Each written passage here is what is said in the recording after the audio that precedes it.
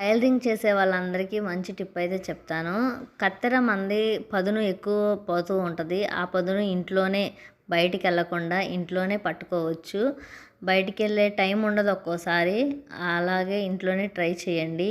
Tablet అట్ట, ఖాళీ అట్ట ఒకటి తీసుకొని వీడియోలో చూయించిన విధంగా నేనైతే సాన పెట్టకముందు ఒక క్లాత్ కట్ చేశాను. అది ఎగుడు దిగుడుగా వచ్చింది.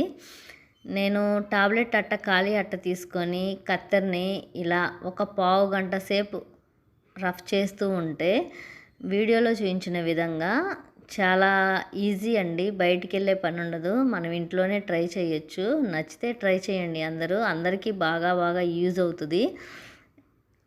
వీడియోలో చూపించిన విధంగా చూడండి. వైట్ కలర్లో వస్తుంది ఒకవైపు. నేను ఇంకో వైపు చూపిస్తున్నాను. చాలా మామూలుగా డిఫరెంట్ చూడండి. కత్తెర సాన పట్టినప్పుడు పట్టకముందు డిఫరెంట్ చాలా ఉంటుంది. ఒక పావు గంట కష్టపడితే చాలు, మనకి ఇంట్లోనే రెడీ చేసుకోవచ్చు. నేను సాన పెట్టిన తర్వాత ఒక క్లాత్ కట్ చేశాను. ఆ క్లాత్ చూడండి చాలా సాఫ్ట్గా కటింగ్ అయిపోతుంది ఈజీగా.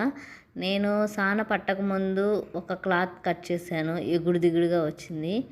డిఫరెంట్ మీరే చూడండి. ఇంట్లోనే చాలా ఈజీగా ట్రై చేయొచ్చు.